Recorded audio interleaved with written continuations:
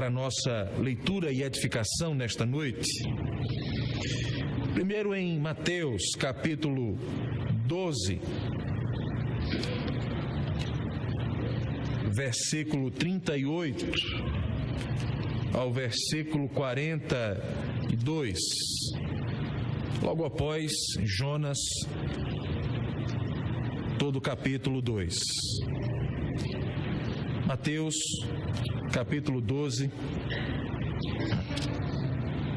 versículos 38 a 42, em seguida Jonas, capítulo 2, todo o capítulo.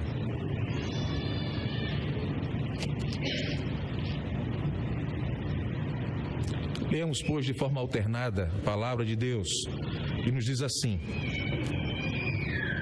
1 Mateus capítulo 12.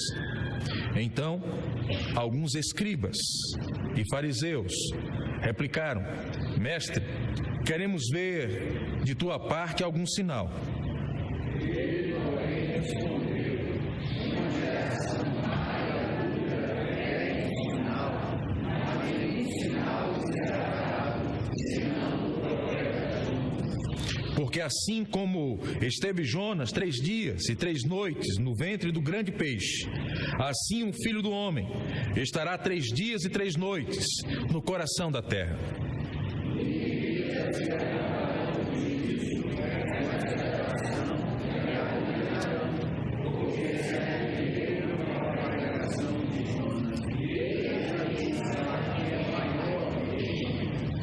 A rainha do sul se levantará no juízo com esta geração e a condenará, porque veio dos confins da terra para ouvir a sabedoria de Salomão.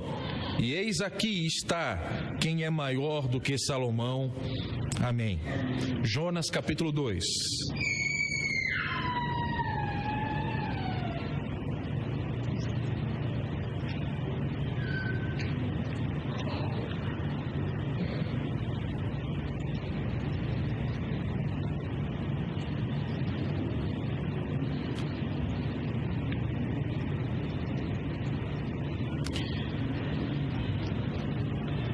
Leamos, pois, a palavra de Deus também de forma alternada. Nos diz assim o texto, Jonas capítulo 2. Então Jonas, do ventre do peixe, orou ao Senhor, seu Deus. E disse: na minha angústia clamei ao Senhor, e ele me respondeu. Dentro do abismo gritei, e tu me ouviste a voz. Pois me lançaste no profundo do coração dos mares, e a corrente das águas me cercou. Todas as tuas ondas e as tuas vagas passaram por cima de mim. Então eu disse: lançado estou diante dos teus olhos, tornarei porventura a ver o teu santo reino. As águas me cercaram até a alma, o abismo me rodeou, e as algas se enrolaram na minha cabeça. Desci a terra ao fundamento dos montes, desci a terra, cujos terrores se correram sobre mim para sempre. Contudo, tiveste subido a sepultura da minha vida, ó Senhor meu Deus. Quando dentro de mim desfalecia a minha alma, eu me lembrei do Senhor, e subiu a ti a minha oração no teu santo templo.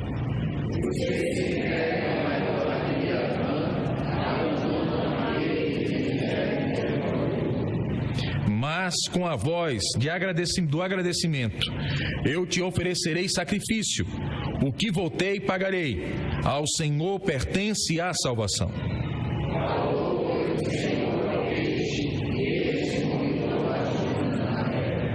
Amém. Vamos orar. Santo Deus, bendito, maravilhoso Pai, que estás nos céus, cujo nome é santo, cujas suas obras são santas, pois revelam o caráter do teu ser. Nós nos encontramos em tua santa e augusta presença, para render ao Senhor o culto que te é devido. para te louvar, te bendizer, para te adorar na beleza da tua santidade,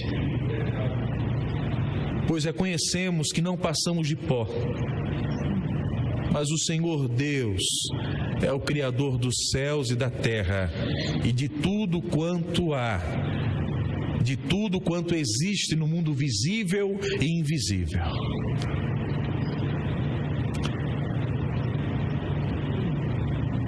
Diante de Ti, Senhor, reconhecendo quem somos nós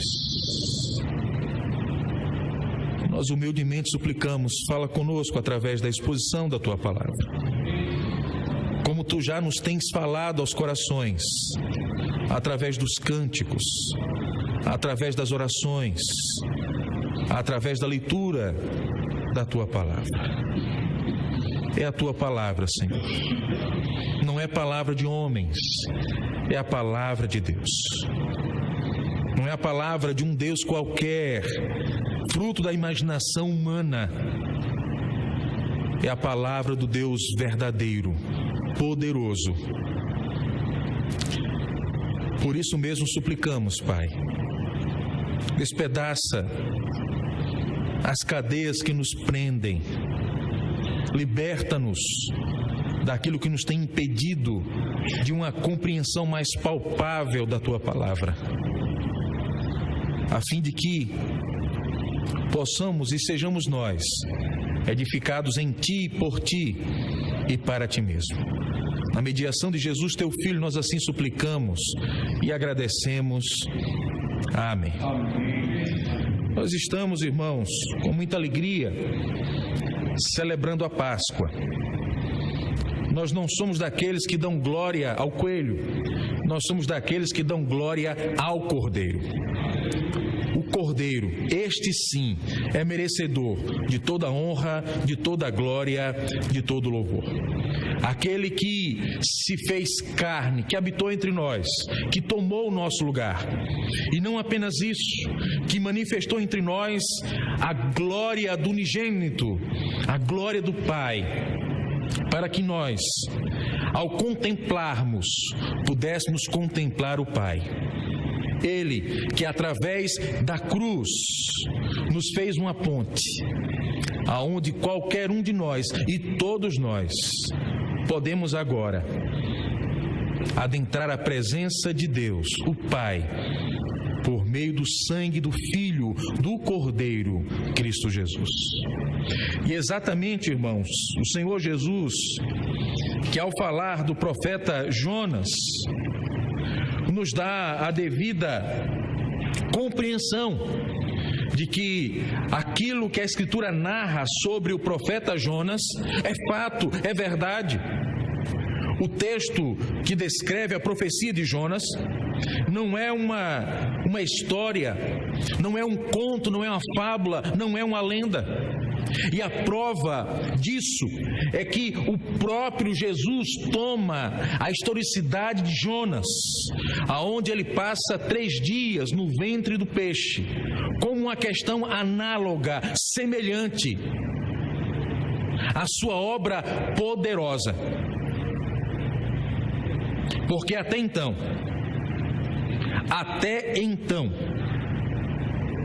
a morte sempre foi temida dos homens. Nenhum homem conseguiu subverter o poder da morte. Mas o Cordeiro é mais forte do que a morte. Porque através da morte do Cordeiro, a morte perdeu a sua força. A morte morreu na morte de Cristo Jesus. Louvado aquele que morreu, mas ressuscitou. Glorioso é o seu nome.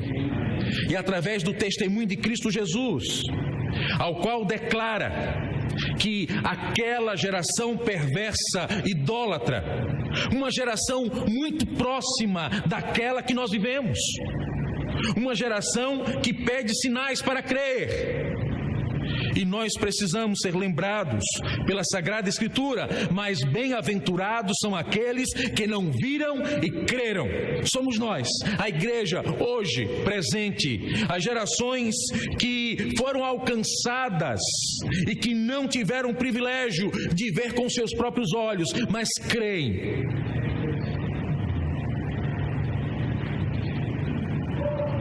No testemunho daqueles que viram, no relato, no registro da Sagrada Escritura, nós não precisamos ver para crer. Nós cremos, e porque cremos, veremos. Louvado seja o nosso Deus. Mas, meus irmãos, dado o testemunho de Cristo, vamos então nos voltar para o livro de Jonas.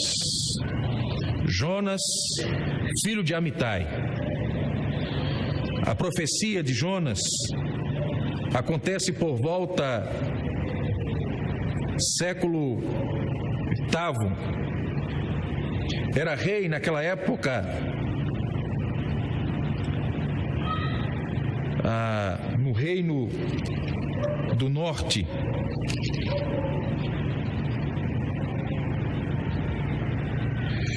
E um tempo de prosperidade, um tempo de paz, um tempo de crescimento, um tempo de abundância, um tempo aonde Jeroboão II conseguiu, por meio da graça de Deus, estender os limites do seu reino. Mas é interessante que, em meio à prosperidade, a mesma prosperidade que oramos e que suplicamos, pela graça de Deus, se torna um laço para as nossas vidas. E o povo abandonou o Senhor, olhou para si próprio, e a partir disso, calamidades e situações que desaguam exatamente quando os assírios destroem Samaria e acabam com o reino do norte. Jonas vive exatamente antes do cumprimento desta profecia. E Jonas sabia, Jonas temia pelo futuro do seu povo. Enquanto o império assírio existisse, havia uma negra nuvem de temor, de receio, de medo, de incerteza. E exatamente por conta deste tão grande amor ao seu povo, Jonas resolve desobedecer a Deus. Jonas recebe um comissionamento, tem uma missão, foi chamado por Deus para pregar em Nínive. Mas Jonas decide exatamente tomar um caminho oposto, ir para Tarsis. Tarsis seria para os judeus daquela época o fim do mundo, a última cidade conhecida. Uma viagem de 1 ano de barco, 1 ano. Certamente Jonas teria pensado, bom, 1 ano para ir, se chega lá e Deus me fizer voltar, 1 ano para voltar, 2 anos, certamente a paciência do Senhor terá acabado, Ele terá derramado a sua ira, Nínive será subvertida e o meu povo, a minha nação, a nação do Senhor, o povo do Senhor, estará em paz e tranquilo. Deus nos diz, através do seu servo Isaías, que os seus planos não são os nossos planos, que os seus pensamentos não são os nossos pensamentos. Os planos, propósitos, pensamentos, Senhor, são muito mais elevados do que os nossos. O autor de Provérbios nos diz ainda que o homem pode fazer planos, mas a resposta certa vem dos lábios do Senhor. Jonas vai, desce para Jope, compra uma passagem para Tarsis, e em meio àquela situação, nos diz o texto, capítulo 1, que ele desce ao porão para dormir. Enquanto ele está dormindo, advém uma tempestade, ventos impetuosos, ondas caudalosas, o barco a ponto de perecer, os marinheiros ficam preocupados, atônitos, cada um daqueles chama pelo seu Deus, nenhum destes responde. Enquanto isso, Jonas dorme o sono do pecado, adormecido na sua consciência. E nos diz o texto que aqueles homens lançaram sortes, e a sorte, não é, recai sobre Jonas, para o azar de Jonas, mas dentro da providência do Deus Altíssimo, porque não existe sorte ou azar, aquilo que existe é a providência do Deus soberano, que revela aquilo que está em oculto, que nada lhe passa fora do seu conhecimento, que ele descreve o final desde o seu começo, porque tudo faz parte do seu decreto, santo, perfeito, imutável e eterno. É nesse contexto que Jonas então se revela: sou hebreu, temo ao Senhor e pode me jogar na água, que tudo isso cessará. Jonas é lançado nas águas e nos diz o final do capítulo 1, versículo 17, que Deus preparou um grande peixe, e esse grande peixe veio e tragou Jonas, e Jonas passou 3 dias no ventre daquele grande peixe, de onde faz esta oração. A oração de Jonas, irmãos, pode muito bem ser contada dentro do livro dos Salmos. A sua estrutura revela exatamente o teor poético contido nos livros das sabedorias e, sobretudo, no inário do povo de Israel, que eram os Salmos. Há um paralelismo de ideias, aonde Jonas contrapõe a sua desobediência à fidelidade de Deus, onde Jonas coloca o seu caráter efêmero, pequeno, diante da grandiosidade da obra de Deus, que a tudo governa e que a tudo é soberano. De maneira que eu vos convido a que possamos manter a Sagrada Escritura aberta e vamos ler e refletir sobre a oração que Jonas faz, estando ele dentro do ventre do peixe. O texto nos diz: então Jonas, do ventre do peixe, orou ao Senhor seu Deus e disse: na minha angústia clamei ao Senhor, e ele me respondeu. Do ventre do abismo gritei, e tu me ouviste a voz. É interessante observarmos que Jonas, ao ser chamado por Deus, vocacionado por Deus, ao receber de Deus a missão de pregar, aquele cujo nome significa pomba, símbolo de paz, é um homem de conflitos e de grandes conflitos, criado por Amitai, que significa verdade. Ele foge da presença de Deus, ele foge da presença do Deus Todo-Poderoso, mas aqui, Jonas, em meio à angústia, ele se depara à realidade do seu pecado. Fugir de Deus é pecado, deixar de fazer a vontade de Deus é pecado, e o pecado gera em nós um sentimento profundo, dilacerante, de angústia, mas não é uma angústia qualquer, é uma angústia que nós desejamos a morte, como sendo esta alívio ao nosso coração. Jonas diz: na minha angústia clamei ao Senhor. Aquele que fugiu da presença de Deus reconhece que não há para onde ir, não há para onde fugir, e que na verdade não há melhor lugar do que de fato na presença de Deus.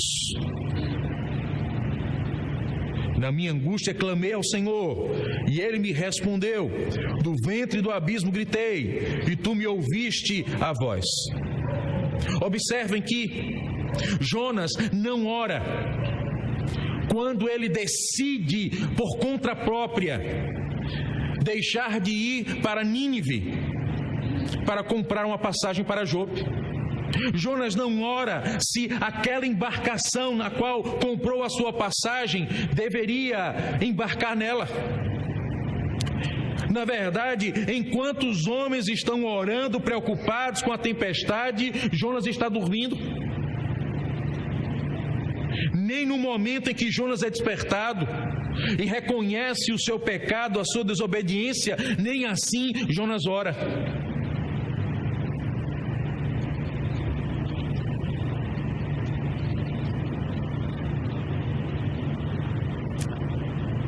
Após ser lançado nas águas e sendo engolido por um grande peixe, nos revela a Sagrada Escritura que Jonas faz essa oração. Mas atente, Jonas não faz uma oração meramente confissão de pecados. Deus não faz uma oração em que ele suplica pela sua libertação, mas Jonas ora reconhecendo a grandiosidade e o poder maravilhoso desse Deus santo e tremendo. Jonas diz: pois me lançaste no profundo coração dos mares. Jonas reconhece que não foram os marinheiros, mas foi a mão de Deus. Durante todo o processo da desobediência de Jonas, Deus sempre esteve o acompanhando. Jonas não deu passo algum sem que Deus, o Senhor, o soberano,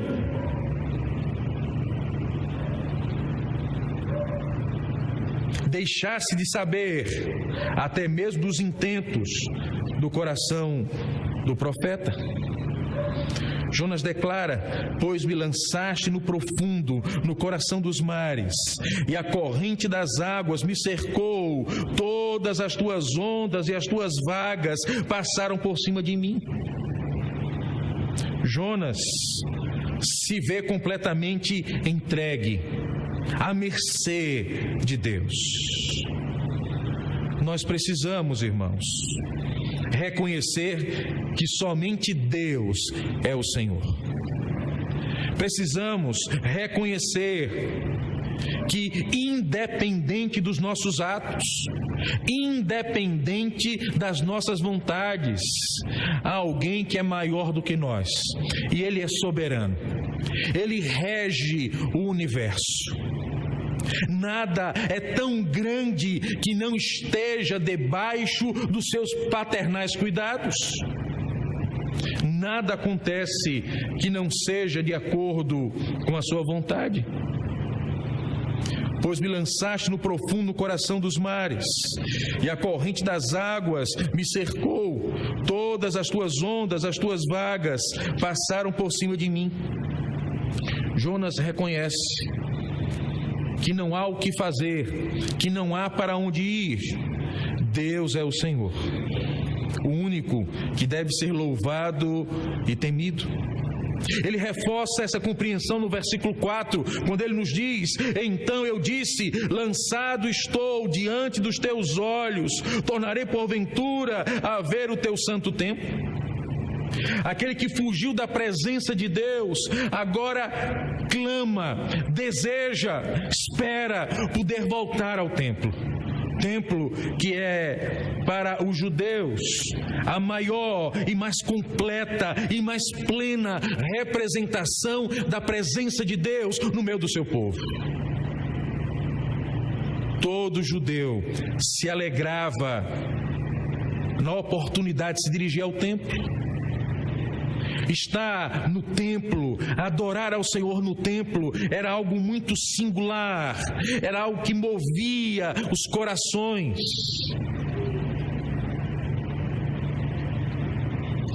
Aquele que procurou fugir da presença de Deus agora se pergunta: será que porventura tornarei a ver o teu santo templo?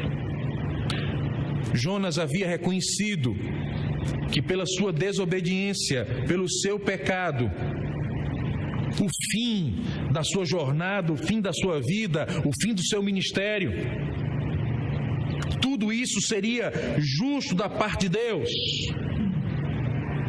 Jonas não se arroga na condição de exigir nada da parte de Deus, ao contrário, Jonas está completamente entregue.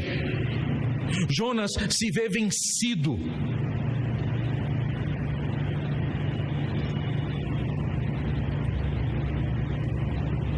Na continuação da sua oração, Jonas diz: as águas me cercaram até a alma, o abismo me rodeou, e as águas se enrolaram na minha cabeça.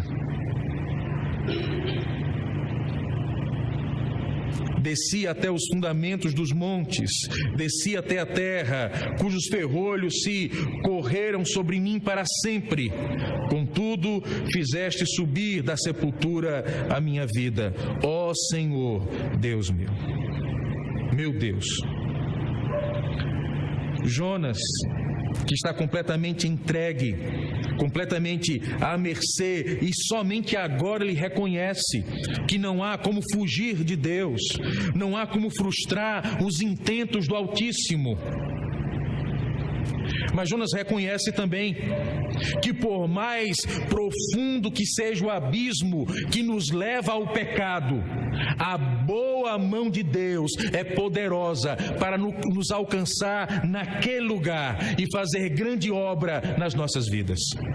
Jonas está exatamente fazendo esta declaração, dizendo que acerca das suas próprias decisões, ele estava onde estava, ele reconhece a sua responsabilidade, mas ele diz: contudo, apesar de tudo isso, apesar de mim mesmo, apesar de não merecer, Senhor, fizeste subir da sepultura a minha vida.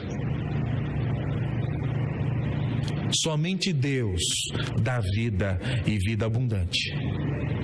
Não adianta procurar ou buscar em qualquer outro lugar, em qualquer outra pessoa. Somente aos pés do Senhor nós encontramos vida e vida abundante. Vida que satisfaz, vida plena, vida que alegra, vida que fortalece, vida que nutre, vida que nos estimula a continuar vivendo, não para nós mesmos, mas para a glória desse Deus que é bom.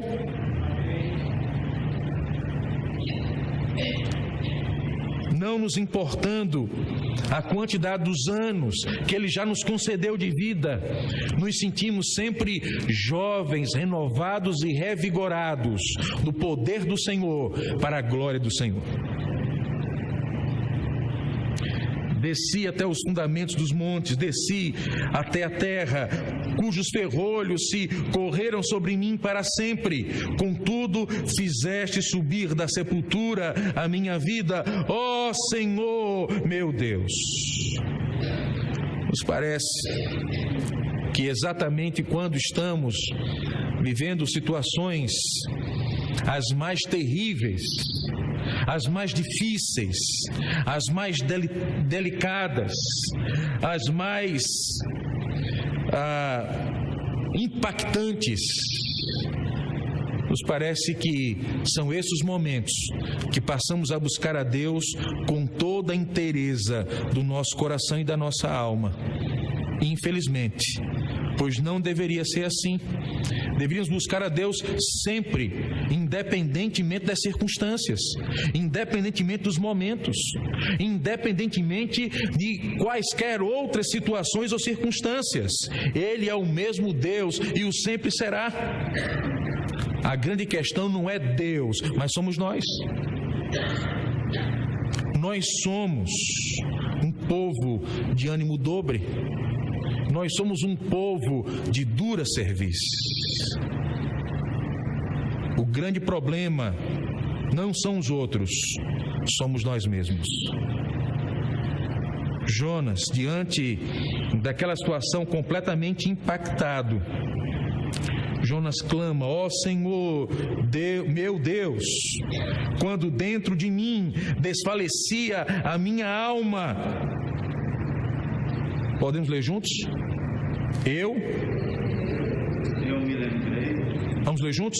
Eu me lembrei e subiu a ti a minha oração no teu santo templo. Por que nós só nos lembramos de Deus exatamente nesses momentos cruciais?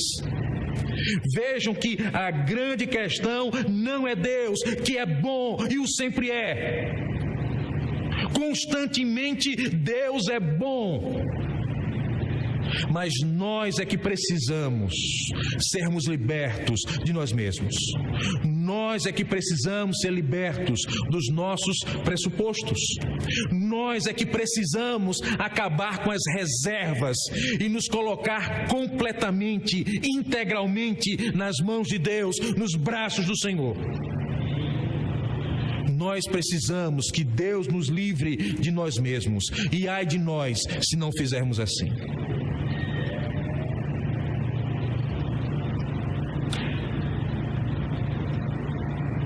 Nós não podemos aceitar que a conversão não aconteça a cada dia, ainda que o saibamos teologicamente que é um fator único. Mas ela se demonstra exatamente naquilo que nós chamamos de santificação. Uma busca constante, diária, a cada dia buscando mais sermos parecidos com Cristo Jesus, Senhor e Consumador da nossa fé. Nós não podemos ser crentes apenas nos dias de domingo. Precisamos da presença de Deus todos os dias, todas as horas, todos os minutos, todos os segundos, enquanto Deus nos conservar com vida.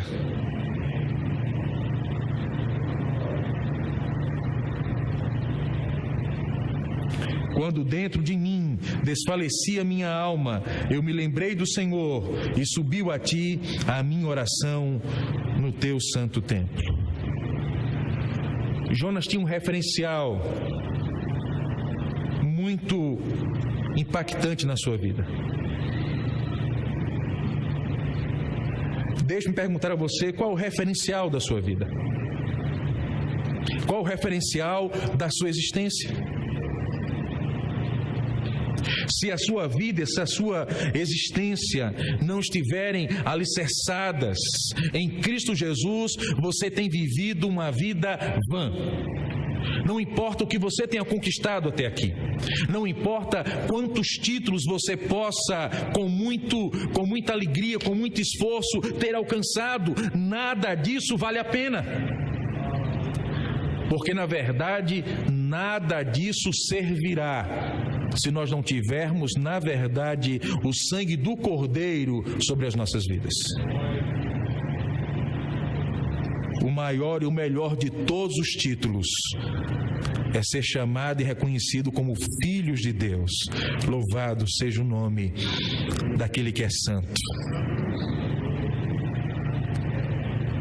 E Jonas, por meio desse referencial tão impactante na sua vida, que é o templo, que é o local onde Deus havia separado e preparado para se fazer presente em meio às teofanias, em meio aos objetos sagrados que lá estavam, em meio a acontecimentos.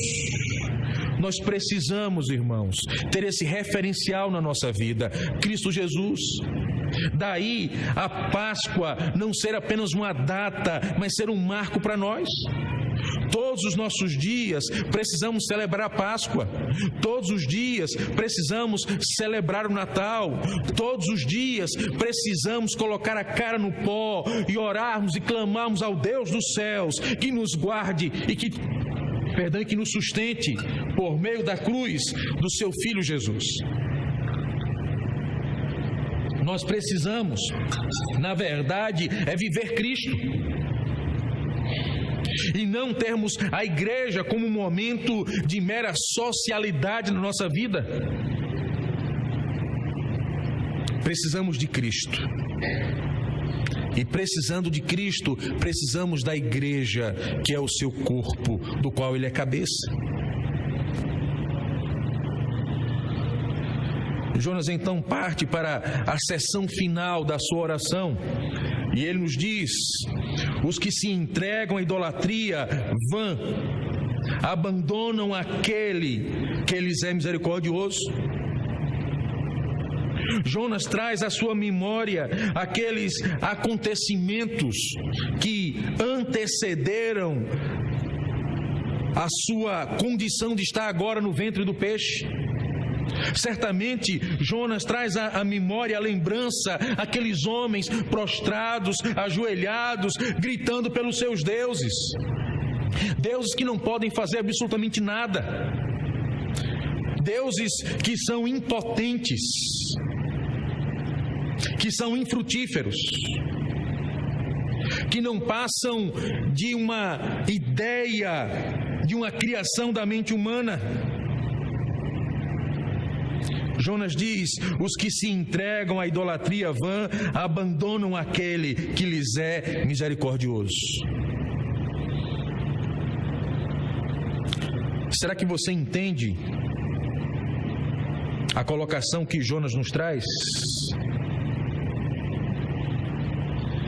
Deus, pela sua misericórdia, suporta a abominação daqueles que, em vez de se dobrarem a Ele, se dobram a coisas e a pessoas. Deus, pela sua paciência, que é longânima, suporta. Assim como Deus também, de forma muito paciente, suporta, às vezes, situações nas quais eu e você, cada um de nós e todos nós, deixamos de revelar a glória santa e perfeita daquele que nos retirou das trevas e nos transportou para o reino do Filho do seu amor. A mesma paciência que Deus demonstra sobre aqueles, Deus manifesta também sobre nós aqui dentro. Porque do mesmo jeito que Jonas foi rebelde, nós também o temos sido. A igreja evangélica brasileira tem sido. E a maior prova está exatamente naquilo que podemos observar com o nosso governo ou com os nossos governos.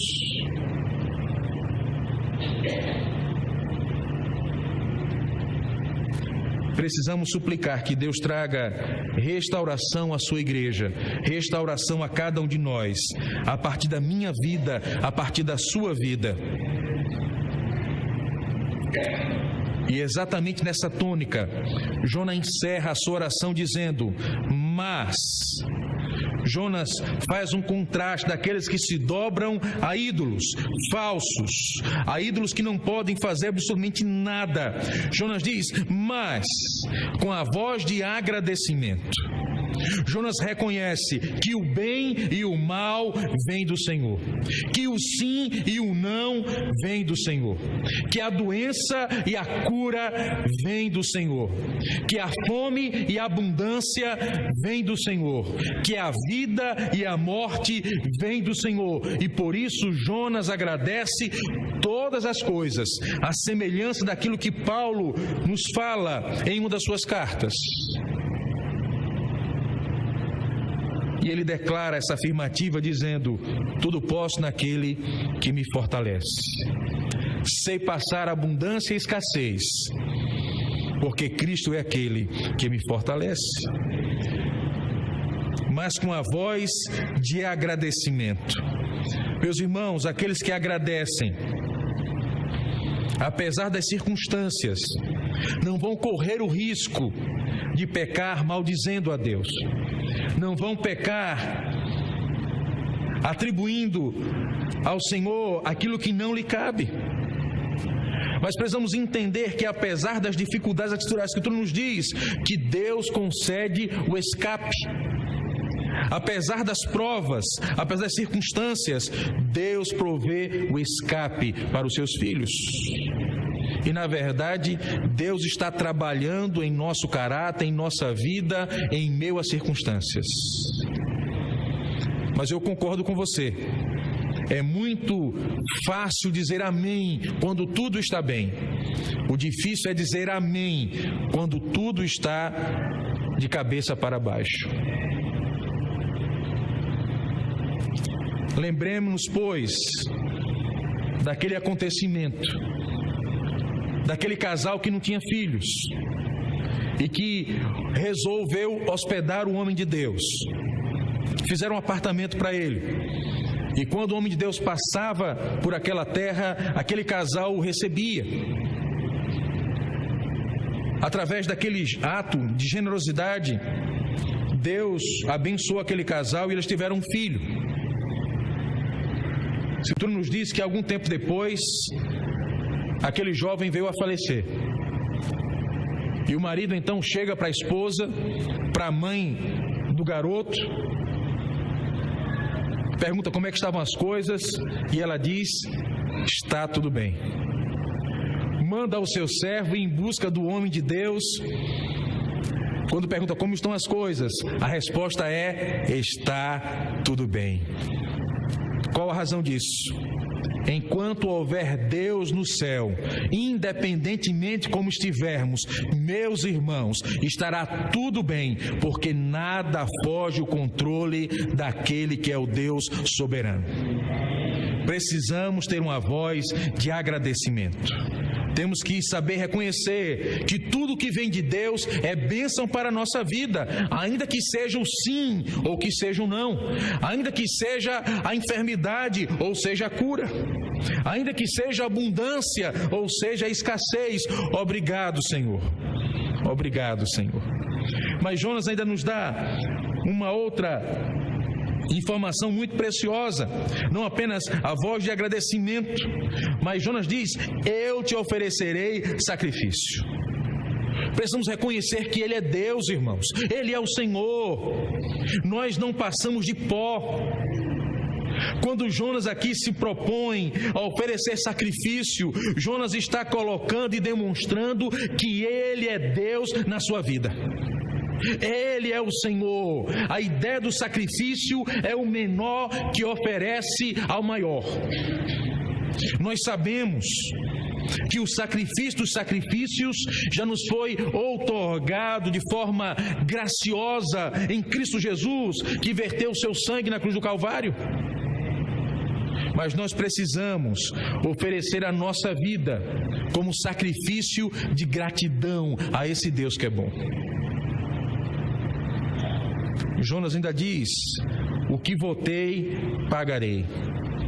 Qual o seu compromisso com Deus? Quais são as questões que você, ao longo da sua caminhada, ao longo da sua vida, você afirmou com Deus? A Escritura nos diz, nos alerta, que tolo é aquele que vota de forma precipitada, sem pensar, sem refletir, sem balizar o conteúdo do seu voto. Mas uma vez voto feito, deve ser cumprido, porque é santo ao Senhor.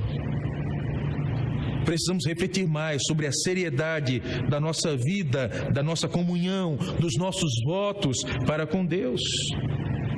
Ora, todos nós, absolutamente todos nós, temos diversos votos. Temos o voto que fizemos diante de Deus, marido a esposa a marido. Votos diante de Deus, diante da sua igreja, quando batizamos os nossos filhos, quando fizemos a nossa pública profissão de fé, e ainda muitos outros. Precisamos, irmãos, levar com maior seriedade. Não fizemos votos a seres ou pessoas iguais a nós, mas fizemos voto àquele que é maior do que nós.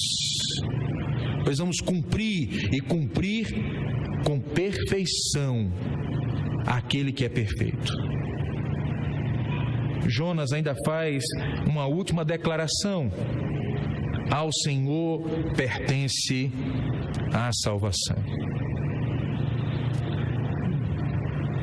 Essa frase, na verdade, é a máxima de todo o livro. Ao Senhor pertence a salvação. Deus salva quem quer, quando quer, como quer, mas sempre para a glória dele. Eu e você estamos aqui, somos diferentes, fomos alcançados em lugares diferentes, em momentos diferentes, em circunstâncias diferentes, mas aquele que nos alcançou é o mesmo, o amado da nossa alma. Precisamos viver para a glória dele até que ele volte para buscar a sua igreja. E essa vida, irmãos, deve ser uma vida intensa. Deve ser uma vida contínua, perseverante. Precisamos de fato e de verdade buscar ao Senhor enquanto Ele ainda pode ser achado. O texto finaliza dizendo: falou, pois, o Senhor ao peixe, e este vomitou a Jonas na terra. Às vezes nós achamos que as circunstâncias que estamos vivendo, na verdade, são o castigo de Deus pela nossa desobediência. Que visão pequena, como nós somos míopes. O peixe que Deus enviou e que engoliu Jonas, não foi para castigar Jonas. Na verdade, aquele peixe salvou a vida de Jonas. Se você parar de reclamar, parar de murmurar, parar de olhar a vida dos outros e começar a cuidar da sua própria vida, você vai perceber a graça de Deus, a bondade de Deus, apesar de você ser quem você é, apesar de você continuar fazendo aquilo que desagrada a Deus. Deus é bondoso, Deus é longânimo, e por isso Deus tem suportado muitas vezes aquilo que eu e você fazemos, que não agrada a Deus. Mas o tempo é hoje, a hora é já e o momento é agora. Precisamos, meus irmãos, ainda estando dentro do ventre do peixe, orar e suplicar. Não a que Deus faça a nossa vontade, mas que nos rendamos na vontade daquele que é o Senhor. E que a nós, com alegria, com prontidão, façamos aquilo que Deus já nos mandou fazer, como assim comissionou Jonas, assim como ordenou a Jonas de forma muito clara, e que Jonas se rende ao Senhor em meio às circunstâncias terríveis às quais passou. Eu espero que eu e você não tenhamos que ser levados ao vale da sombra da morte para entendermos que a vontade de Deus, ela é boa, ela é perfeita e ela é agradável. Mas ainda que a nossa desobediência nos leve a essa circunstância, lembremos-nos no que diz o salmista: ainda no vale da sombra da morte, a sua boa mão, o seu cajado nos guiará. Que Deus nos abençoe, que Deus nos desperte, que Deus nos faça compreender que nós somos igreja do Senhor e enquanto igreja do Senhor precisamos proclamar as grandezas daquele que nos chamou das trevas para a sua maravilhosa luz. Ao Senhor toda a honra, toda a glória e todo o louvor. Feliz Páscoa. O nosso Redentor vive. O sepulcro está vazio. Ele está nos céus. Que Deus nos abençoe.